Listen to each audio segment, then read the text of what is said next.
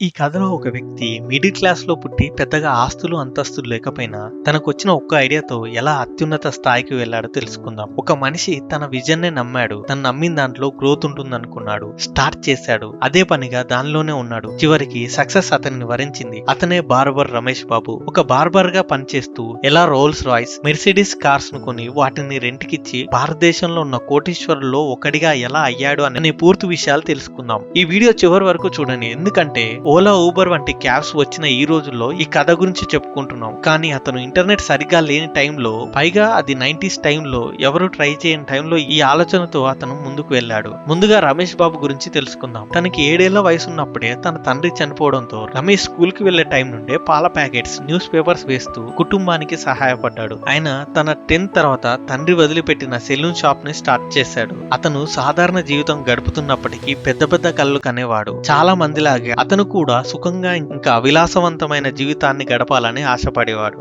Salon లో కష్టపడి పనిచేసి కొంత డబ్బు సేవ్ చేశాడు. ఆ డబ్బుతో మొదట ఒక మారుతి ఓమ్ని కారు కొన్నాడు. కానీ అతను ఆ కార్ ని రెంట్కి ఇచ్చేయాలని నిర్ణయించుకున్నాడు. ఆయనకు కార్ రెంట్ బిజినెస్ గురించి అంతగా తెలీదు. అయినా కూడా ధైర్యంగా ముందడుగేశాడు. ఫస్ట్ లో ఆయన స్నేహితులకు, బంధువులకు ఈ కార్ రెంట్కి ఇచ్చాడు. ఆ తర్వాత ఆయన లోకల్ గా కొంత అడ్వర్టైజ్మెంట్ చేశాడు. న్యూస్ పేపర్ లో కూడా ఆయన కార్ రెంట్కి ఇస్తున్నట్లు ప్రకటనలు ఇచ్చాడు. అలా మెల్లిగా ఆయనకు కస్టమర్స్ వచ్చారు. ఫస్ట్ లో నెలకు ఒకసారి లేదా 2 సార్లు కార్ రెంట్కి వెళ్ళేది. కానీ వెళ్తూ వెళ్తూ కస్టమర్స్ పెరిగారు. అలా కన్సిస్టెంట్ గా ఆయన కార్ రెంట్ బిజినెస్ పెరిగింది. ఆ కార్ నుంచి వచ్చిన డబ్బుతో మరో కారు కొన్నారు. ప్రతి కార్ నుంచి వచ్చిన డబ్బుతో మరో కారు కొనడానికి ఉపయోగించారు. ఆ టైంలో రమేష్ బాబుకి ఇంకో థాట్ వచ్చింది. కాస్ట్లీ ఇంకా లగ్జరీ కార్స్ ని రెంట్కి ఇస్తే ఎలా ఉంటుందని ఆలోచించడం మొదలు పెట్టాడు. చాలా మందికి కాస్ట్లీ కార్స్ లో తిరగాలని ఉంటుందని, ఆ కాస్ట్లీ కార్స్ రెంట్కి ఇస్తే తన బిజినెస్ మరింతగా క్లిక్ అవుతుందని నమ్మాడు. హై ఎండ్ కార్స్ అయిన ల్యాంబోర్గిని, ఫెరారీ, రోల్స్ రాయ్స్, బెంట్లీస్ ఇంకా పోర్షియో కార్స్ కొని డబ్బున్న క్లయింట్స్ కి రెంట్ కి ఇవ్వాలనుకున్నాడు. ఇంకా వెడ్డింగ్స్, పార్టీస్,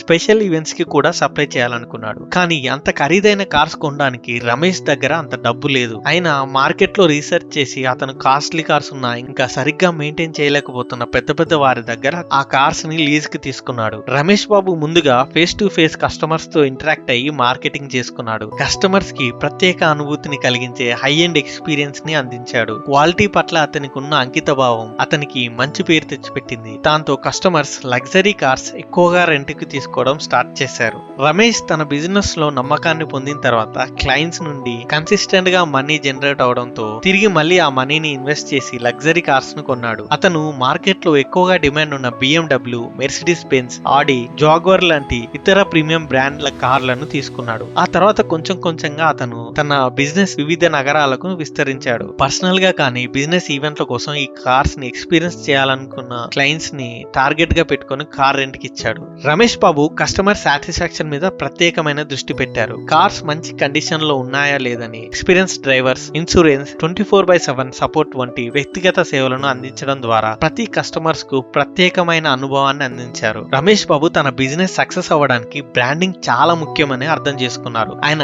ఇన్స్టాగ్రామ్ ఇంకా ఫేస్బుక్ వంటి సోషల్ మీడియా ప్లాట్ఫామ్లను ఉపయోగించి తన కార్స్ ని ప్రదర్శించడం ప్రారంభించాడు. సెలబ్రిటీస్ తో, ఇంపార్టెంట్ పర్సన్స్ తో ఆయన లగ్జరీ కార్స్ ని డ్రైవ్ చేస్తుండే ఫోటోస్ ఇన్స్టాగ్రామ్ లో పెట్టడం తన బ్రాండ్ నమ్మకాన్ని పెంచడంలో సహాయపడ్డాయి. రమేష్ బాబు తన బిజినెస్ లో సక్సెస్ అయినప్పటికీ ఆ ప్రాసెస్ అంత ఈజీగా అవ్వలేదు. ఆయన చాలా ప్రాబ్లమ్స్ ఫేస్ చేశాడు. High maintenance cost, luxury cars maintain చేయడం చాలా ఖర్చుతో కూడుకుంది. సర్వీసింగ్, ఇన్సూరెన్స్ వంటి ఖర్చులు ఎక్కువగా ఉండేవి. అయినా కానీ రమేష్ బాబు తన కార్ ని మంచి కండిషన్ లో ఉంచేలా చూసుకున్నాడు. Competition, luxury cars rent demand పెరిగే కొద్దీ కాంపిటీటర్స్ ఈ మార్కెట్ లో అడుగు పెట్టారు. అయితే రమేష్ బాబు కస్టమర్ సర్వీస్, ప్రత్యేక ఆఫర్లు ఇంకా హై ఎండ్ కార్స్ పై దృష్టి పెట్టడం వల్ల ఈ కాంపిటీషన్ లో తను వేరుగా నిలబడడానికి వీలు కలిగింది. Risk management, high end luxury cars ని రెంట్ కి ఇవ్వడంలో ప్రమాదాలు ఉంటాయి. కొన్ని సందర్భాల్లో కస్టమర్స్ కార్లను సరైన రీతిలో వాడకపోవడం లేదా ప్రమాదాల్లో చిక్కుకోవడం జరిగింది. కానీ రమేష్ తన అసెట్స్ ని రక్షించడానికి స్ట్రాంగ్ ఇన్సూరెన్స్ కవరేజ్ పాలసీని చేయించాడు. ట్రస్ట్ అండ్ రెప్యుటేషన్, కస్టమర్స్ తో నమ్మకం పెంచుకోవడం చాలా ముఖ్యం.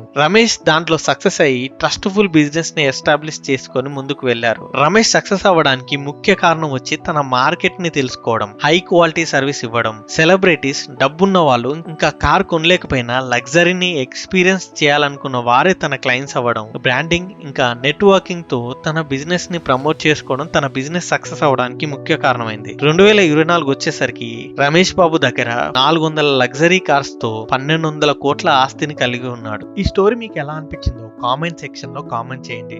ఇంకా మరిన్ని ఇంట్రెస్టింగ్ స్టోరీస్ మీ ముందుకు తీసుకురావడానికి ఈ వీడియోకి లైక్ చేసి ఛానల్ సబ్స్క్రైబ్ చేసుకోండి.